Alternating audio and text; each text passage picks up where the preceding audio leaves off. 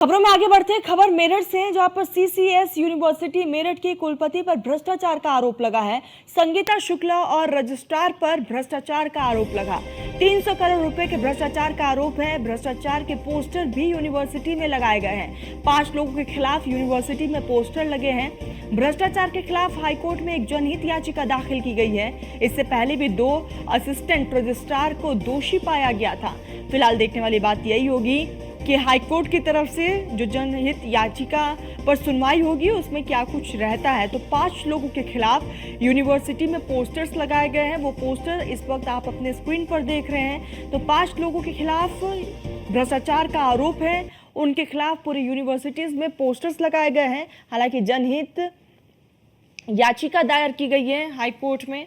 फिलहाल देखने वाली बात यही होगी कि हाईकोर्ट की तरफ से क्या कुछ रुख रहता है, जिसमें संगीता शुक्ला और रजिस्ट्रार पर भ्रष्टाचार का आरोप लगा है। सहयोगी अतुल हमारे साथ जुड़ चुके हैं। अतुल, 300 करोड़ रुपए के भ्रष्टाचार का आरोप है। बकायदा यहाँ पर पोस्टर्स लगे हैं, यूनिवर्सिटी में पोस्टर्स लगे हैं।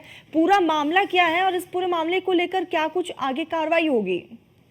देखिए, कहा जा सकता है कि मेरठ में जिस तरह से सीसीएस विश्वविद्यालय की कुलपति और इनके साथ अगर बात की जाए रजिस्ट्रार, सीनियर इंजीनियर हो, इन सभी पर भ्रष्टाचार का आरोप लग रहा है। एडमिनिस्ट्रेशन से लेकर के 5 लोगों पर भ्रष्टाचार का आरोप है। 300 करोड़ से ज्यादा का ये आरोप बताया जा रहा है। यूनिवर्सिटी के अंदर पोस्टर लगाए जाते हैं, पोस्टर हटा दिए जाते हैं, लेकिन जो पोस्टर लगाने वाला है उस पर कोई जांच नहीं की जाती है, क्योंकि भ्रष्टाचार का मामला बड़ा है। लेकिन अब इस मामले की अगर बात की जाए तो ये मामला भ्रष्टाचारी का इलाहाबाद हाईकोर्ट तक पहुंच चुका है। एक जनहित में याचिका डाली गई है।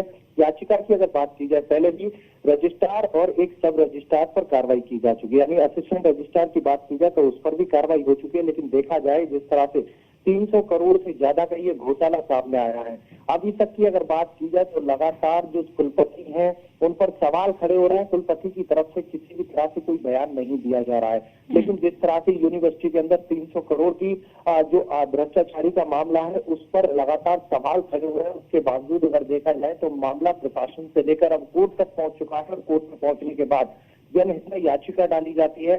सवाल ये खड़े होते हैं कि यूनिवर्सिटी के अंदर रह करके जो कुलपति हैं उन पर इतना बड़ा आरोप लगता है, जो पैसा है उसके गबन का आरोप है। 5 लोगों पर ये बड़ा आरोप लगाया गया है।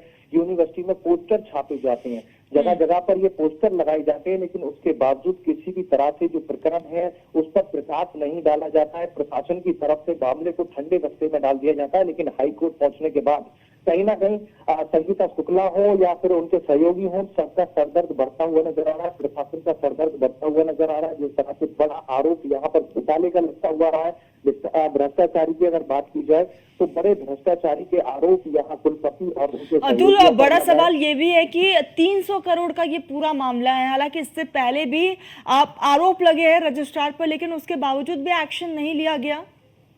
देखिए, बिल्कुल अभी तक की अगर बात की जाए, कुलपति, एडमिनिस्ट्रेटिव की बात की जाए, इंजीनियर की बात की जाए या फिर जो लाइब्रेरियन है इनकी बात की जाए, 5 लोगों पर ये बड़े आरोप है। लेकिन पूर्व की अगर बात की जाए तो इसमें कार्रवाई की जा चुकी है। लेकिन अब वर्तमान की बात की जाए, 300 करोड़ बड़ी छोटी रकम नहीं होती है। मेरठ की अगर विश्वविद्यालय की बात की जाए, चौधरी चरण सिंह विश्वविद्यालय पश्चिम उत्तर प्रदेश का सबसे बड़ा। बिल्कुल अतुल, और देखने वाली बात यही होगी कि इस पूरे मामले को लेकर क्या कुछ एक्शन लिया जाता है। नजर बनाए रखिएगा, आगे जुड़ेंगे, अपडेट लेंगे। फिलहाल तमाम जानकारी के लिए बहुत बहुत शुक्रिया अतुल आपका।